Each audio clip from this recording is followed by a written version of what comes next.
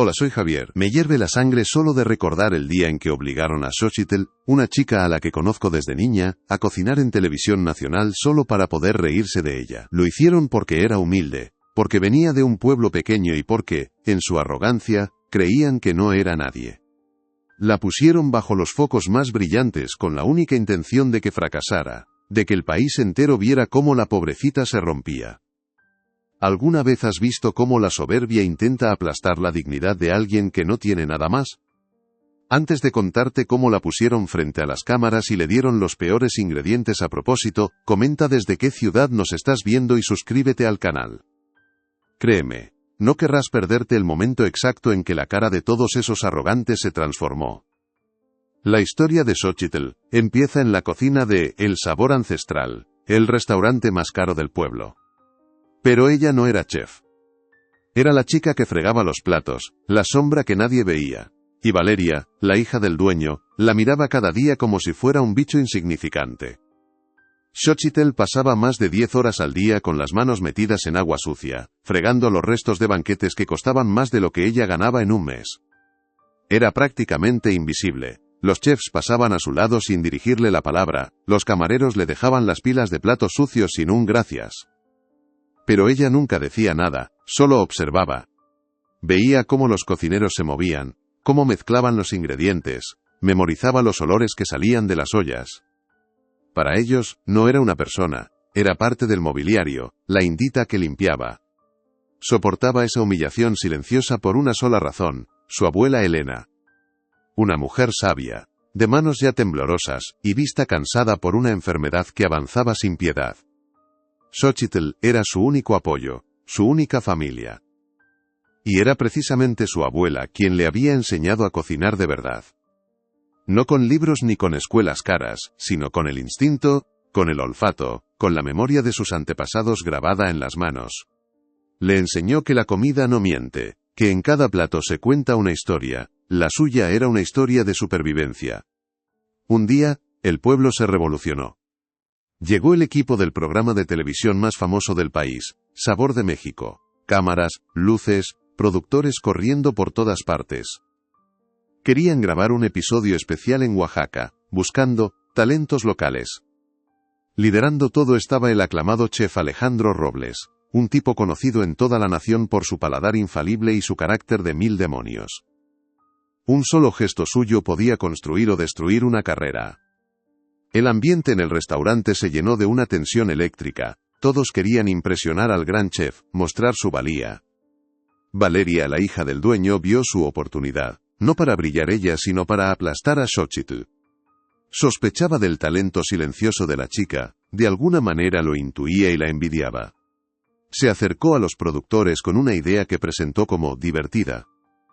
¿Por qué no poner a la lavaplatos a cocinar en directo? Sería un segmento cómico, ver a la chica humilde intentando preparar un plato complejo. Les propuso que Xochitl cocinara un mole negro, uno de los platos más sagrados y difíciles de Oaxaca. La trampa estaba puesta. Todos esperaban el desastre, la burla televisada. Valeria se lo dijo delante de todos, con una sonrisa venenosa disfrazada de amabilidad. Xochitl, ¿qué crees? Los productores quieren que cocines para nosotros. En directo, la voz le salía empalagosa, falsa. Fue como si le hubieran echado un cubo de agua helada encima. Xochitl se quedó paralizada, con el trapo sucio en la mano, sintiendo cómo todas las miradas del personal de cocina y de los curiosos se clavaban en ella. El productor, un tipo con cara de estar aburrido, asintió con un gesto vago, como si la idea le pareciera una travesura sin importancia. Era una sentencia, no una invitación. La llevaron a un rincón apartado del plató principal, casi escondido detrás de unas cajas de equipo. Le habían preparado una estación de trabajo que era una burla en sí misma. Una mesa coja que se tambaleaba con solo mirarla, un par de cazuelas de barro viejas y abolladas, y un cuchillo que parecía haber perdido el filo hacía años. A lo lejos podía ver las relucientes estaciones de acero inoxidable que usarían los chefs, de verdad. El mensaje era claro, brutalmente claro: este es tu lugar. El rincón de los trastos viejos, el lugar de la que no pertenece. Por un instante, solo quiso salir corriendo, desaparecer de allí, volver a la relativa seguridad de su puesto de fregona donde al menos la humillación era silenciosa. Pero entonces, La imagen de su abuela Elena apareció en su mente. Pensó en sus manos temblorosas, en su vista cada vez más débil, en las medicinas que apenas podían comprar. Rechazar aquello, hacer una escena, significaba perder el único ingreso que tenían. No podía permitírselo. Tragó saliva, el nudo en su garganta era tan grande que apenas podía respirar. Tenía que quedarse. Tenía que aguantar. El público que se había congregado para ver la grabación empezó a cuchichear. Pudo oír risitas contenidas, codazos disimulados. Vio a Valeria y a su padre don Ricardo, observándola desde una distancia segura, con una expresión de superioridad, disfrutando del espectáculo que ellos mismos habían montado. Los demás empleados del restaurante, sus compañeros, simplemente bajaban la mirada. Nadie dijo nada, nadie se atrevió. Su silencio era una forma de complicidad, un muro de indiferencia que la dejaba completamente sola, expuesta bajo las luces calientes que parecían quemarle la piel. Era la diversión del pueblo. Le acercaron una cesta con los ingredientes, otra bofetada. Los chiles para el mole estaban secos, quebradizos, casi sin aroma. El chocolate era de una marca barata, grasiento, de ese que deja un sabor a cera en la boca. Las especias olían a polvo, a tiempo guardado en un almacén. Era un sabotaje evidente, una trampa culinaria. Cualquiera que supiera un poco de cocina sabría que con eso era imposible hacer un mole decente. Querían que el resultado fuera un desastre, un plato amargo y sin alma que confirmara lo que todos pensaban, que ella no era nada. Fue entonces cuando algo dentro de ella se rompió, pero no de la forma que ellos esperaban. La vergüenza y el miedo llegaron a un punto tan insoportable que se transformaron en otra cosa, en un fuego silencioso, en una rabia helada. Cerró los ojos por un segundo y ya no vio al público ni las cámaras. Vio la cocina de su abuela. Sintió el calor del comal, escuchó su voz suave diciéndole, «La comida no miente, mi niña. Cocina con tu memoria, no con tus ojos». La humillación se convirtió en un escudo, ya no tenía nada que perder. Abrió los ojos, su expresión había cambiado. Ya no había pánico, solo una concentración absoluta. Agarró los chiles quebradizos y, en lugar de maldecirlos, los acercó a su nariz, buscando el más mínimo rastro de su esencia. Sus manos, acostumbradas al trabajo duro y al agua hirviendo, se movieron con una precisión que nadie esperaba. Empezó a tostar los chiles en el comal improvisado, y un aroma tímido, pero profundo, comenzó a flotar en el aire. Las risas se fueron apagando poco a poco, reemplazadas por un silencio expectante. La broma, de repente, ya no parecía tan divertida. El chef Alejandro Robles, que hasta ese momento había estado de espaldas hablando con un productor, se giró lentamente. El aroma del chile tostado le había llegado, era innegable. Arrugó la nariz, como si oliera algo que no debería estar allí. Caminó con esa arrogancia suya hasta el borde del improvisado puesto de Xochitl. La miró de arriba a abajo, luego miró la pobre cazuela de barro. «¿Qué se supone que es ese olor?», preguntó, con un tono que no buscaba una respuesta, sino que pretendía ridiculizar. «Huele a quemado, a desesperación. A ver si al final la broma va a ser que nos intoxiques a todos». Valeria, al ver que la atención se desviaba hacia el posible talento de Xochitl, sintió un pinchazo de pánico. No podía permitirlo. No después de haber orquestado todo aquello para destruirla. Con una agilidad maliciosa, fingió tropezar cerca de la mesa de Xochitl. Su movimiento fue rápido, calculado, disfrazado de torpeza. Su cadera golpeó con fuerza la esquina de la mesa coja, que se tambaleó violentamente. «Ay, perdón». «Qué torpe soy», exclamó con una voz falsamente afligida. El sonido de algo pequeño de cerámica rompiéndose contra el suelo fue como un disparo en el silencio tenso que se había formado. En el suelo hecho añicos estaba el pequeño cuenco donde Xochitl había mezclado las especias más delicadas, el clavo, la canela, la pimienta. Era una mezcla que su abuela le había enseñado a equilibrar grano a grano. Era el corazón del mole, el secreto que le daba profundidad. Lo había perdido todo. Un murmullo recorrió al público, una mezcla de lástima y morbo. Valeria sonreía por dentro. Había conseguido su objetivo. Ahora sí que era imposible que Xochitl se recuperara. Estaba sola, con los ingredientes principales saboteados y el alma de su plato esparcida por un suelo sucio. Por un segundo, Xochitl sintió que el mundo se le venía encima. Las lágrimas le quemaron los ojos, pero se negó a dejarlas salir. Rendirse era darles la razón. Era confirmar que era la pobrecita que todos querían ver. Entonces la cara de su abuela volvió a su mente, pero esta vez con una urgencia dolorosa. Pensó en sus manos cada vez más torpes, en la medicina que se acababa. Esto ya no era sobre su orgullo, era sobre la vida de la única persona que amaba. Esa idea fue como un ancla. Respiró hondo, apartó los trozos rotos con el pie y miró lo que le quedaba. Fue ahí cuando ocurrió algo que nadie, absolutamente nadie, podría haber previsto. Xochitl miró las cenizas que quedaban en el comal, los restos carbonizados de los chiles que había tostado con tanto cuidado.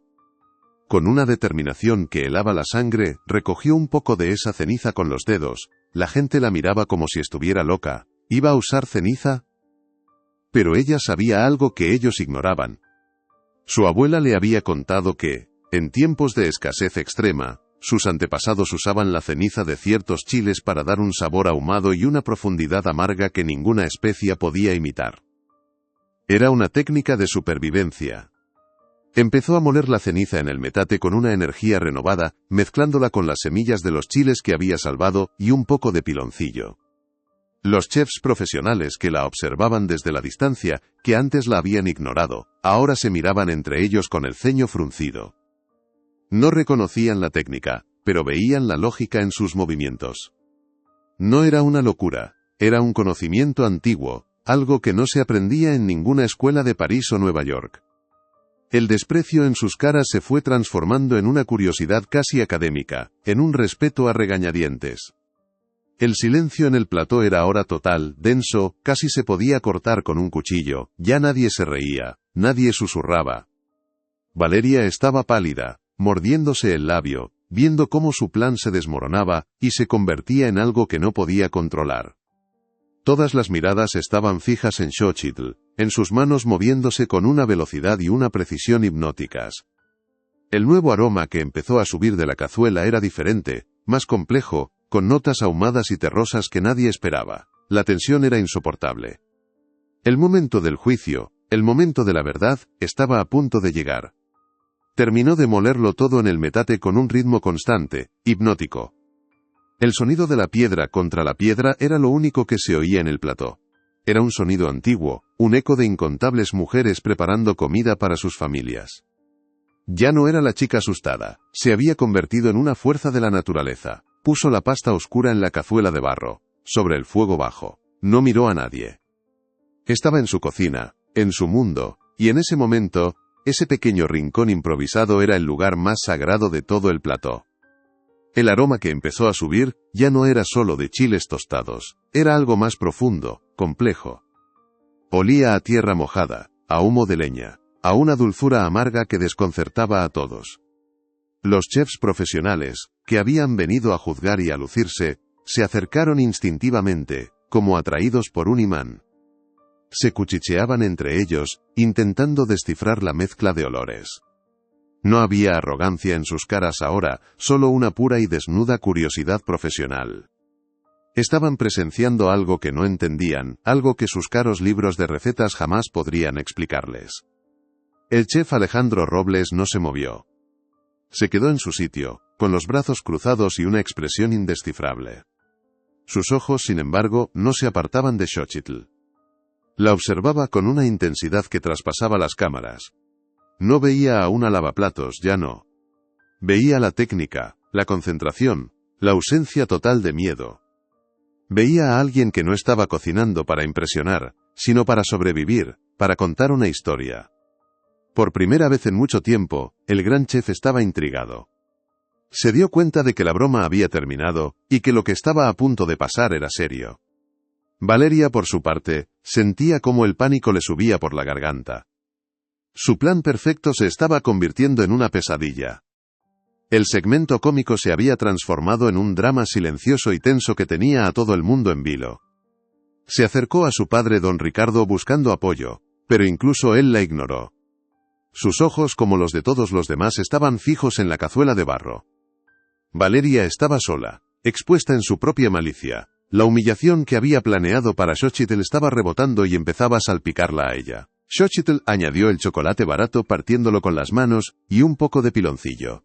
Movía la mezcla con una cuchara de madera, despacio, con un cuidado infinito. El mole empezó a tomar un color oscuro, profundo, casi negro. No tenía el brillo artificial de los moles de restaurante, sino una textura rústica, honesta. Parecía un trozo de la misma tierra de Oaxaca metido en una cazuela.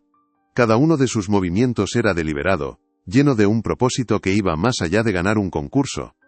Estaba honrando a su abuela, a sus ancestros, con cada vuelta de cuchara. El silencio se hizo tan pesado que se podía oír el lento burbujeo del mole. Plop, plop. Un sonido bajo, gutural, como el latido de un corazón. El productor jefe le hizo una seña al cámara principal. No te separes de ella. Grábalo todo. Las manos, la cara, la cazuela. Esto es oro. Habían venido buscando un espectáculo de sabores predecibles, y se habían encontrado con un milagro silencioso, un acto de pura resistencia culinaria.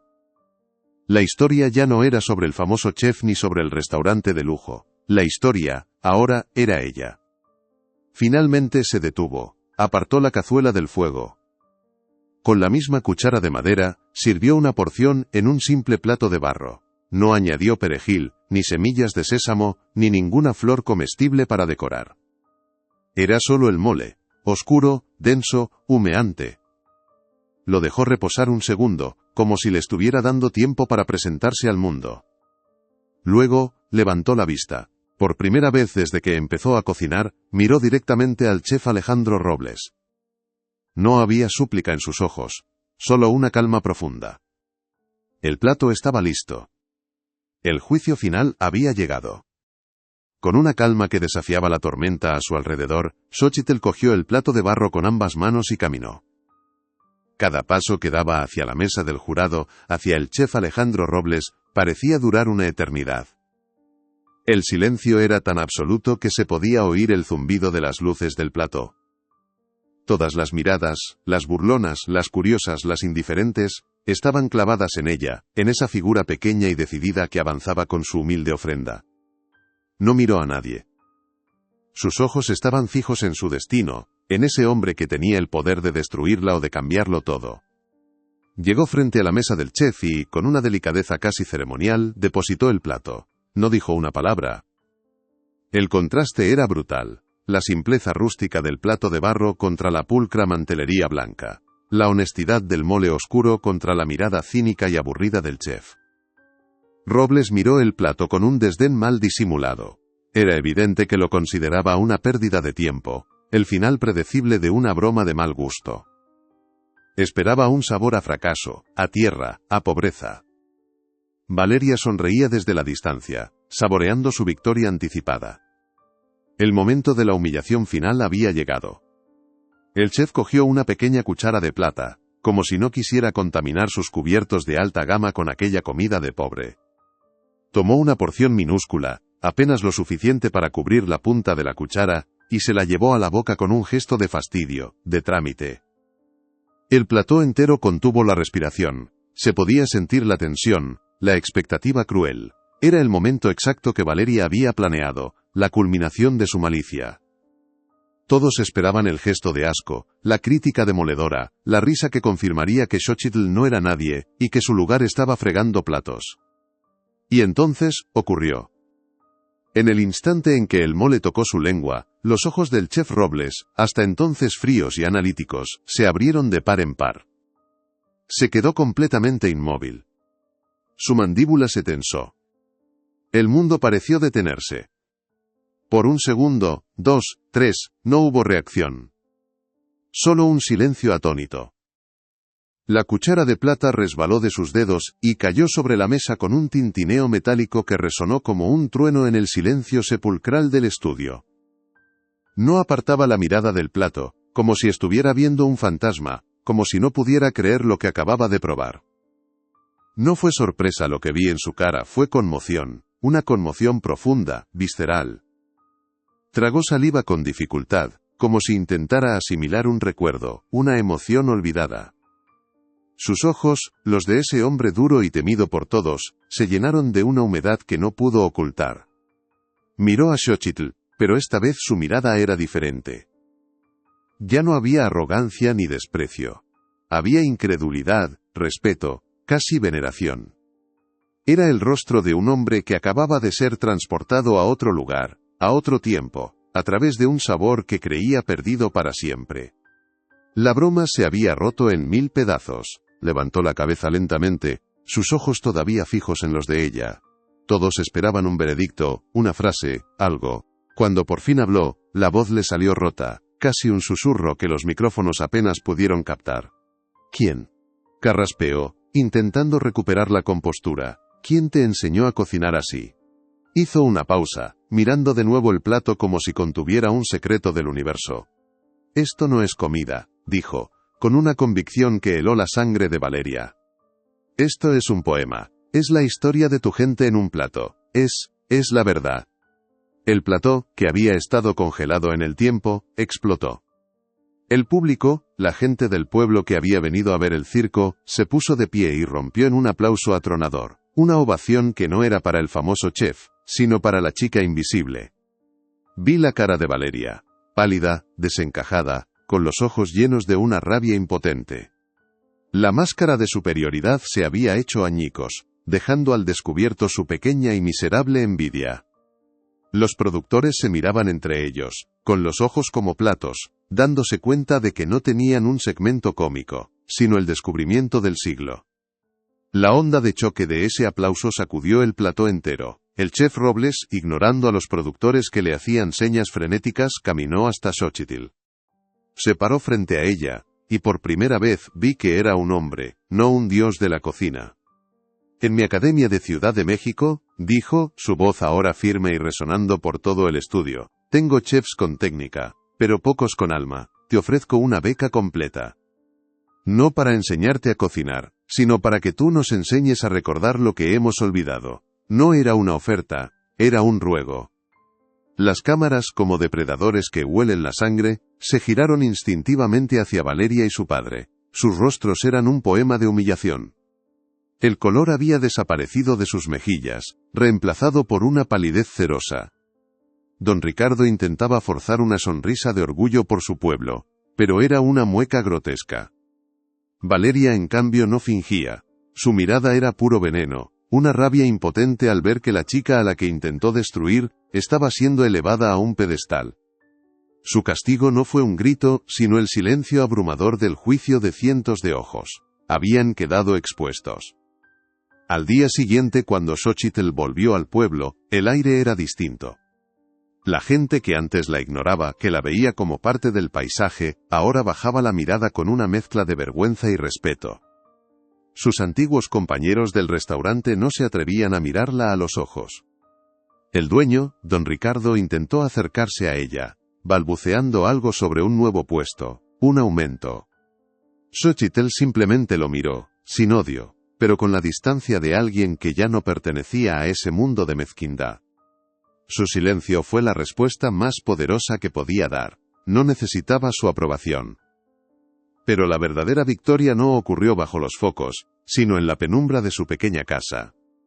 Con el adelanto del premio que el programa le dio, pudo comprar las medicinas que su abuela Elena necesitaba, el tratamiento completo que antes era un sueño inalcanzable. Ver el alivio en el rostro de su abuela, sentir sus manos temblorosas apretando las suyas con una nueva fuerza, ese fue su verdadero trofeo. La fama era ruido, el dinero era papel. Pero la salud de la única persona que la había amado incondicionalmente, eso era la vida misma, eso era todo. Xochitl aceptó la beca, pero lo hizo a su manera. Unas semanas después, cuando se preparaba para irse a la capital, vi que en su maleta, junto a la ropa nueva, había envuelto con un cuidado sagrado el viejo metate de piedra de su abuela. Era pesado, rústico, un objeto de otro tiempo. Iba a la academia más moderna del país, pero no iba a olvidar de dónde venía, no iba a convertirse en ellos. Iba a llevarse la memoria de su tierra, el sabor de su historia, para demostrar que la dignidad no se aprende, se lleva dentro. Ya no es invisible. Su historia, la del mole de cenizas, se convirtió en una especie de leyenda local, un recordatorio de que el talento puede florecer en el lugar más inesperado. Su historia de Yentoretsun Bosin dado de que le dio voz a la cocina de su abuela, a la de sus ancestros. Demostró que el verdadero sabor no reside en los ingredientes caros ni en las técnicas sofisticadas, sino en la honestidad de las manos que lo preparan, en la verdad que se cuenta en cada plato. Una verdad que algunos intentaron enterrar. Si conoces a alguien que necesita escuchar esto, que ha sentido que el mundo le daba la espalda, compártelo. Y suscríbete para más historias de lucha, verdad y dignidad. Gracias por escuchar. La marcha de Xochitl a la Ciudad de México no fue una huida, fue una conquista silenciosa. No se fue para convertirse en uno de esos chefs de chaquetilla impecable y ego desmedido. Se fue para recordarles de dónde viene el verdadero sabor. No buscaba ser aceptada en su mundo elitista, sino que obligó a ese mundo a reconocer el valor del suyo. Su victoria no consistió en asimilarse, sino en reafirmar su identidad con tanta fuerza que los demás no tuvieron más remedio que bajar la cabeza.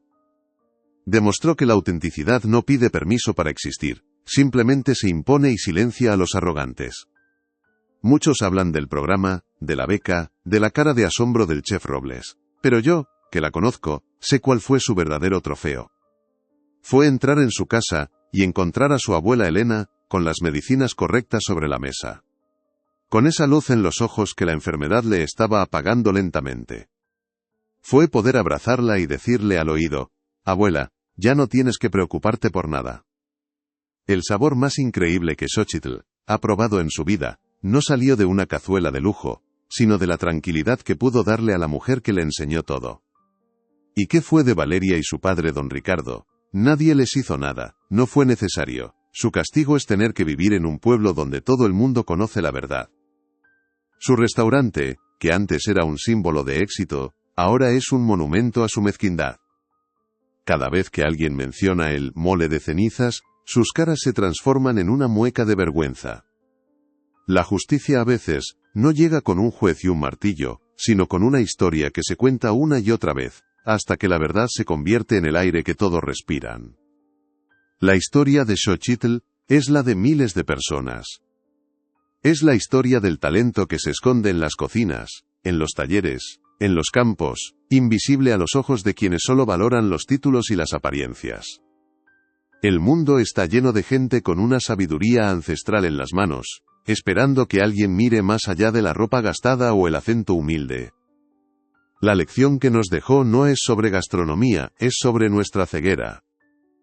Es un recordatorio para buscar el valor donde otros solo ven pobreza, y para escuchar la sabiduría donde otros solo oyen silencio. Al final lo que ella sirvió en ese humilde plato de barro no fue solo comida. Fue su dignidad, fue la memoria de su abuela, y fue la fuerza de un pueblo que se niega a ser olvidado. Nos demostró que no hay humillación que pueda apagar el fuego de quien sabe lo que vale. Si esta lucha por la justicia y el respeto te ha llegado al corazón, compártela. Y suscríbete, porque aquí seguiremos contando las historias que de verdad importan, esas que nos recuerdan que la dignidad es el ingrediente que nunca puede faltar. Gracias por haber escuchado.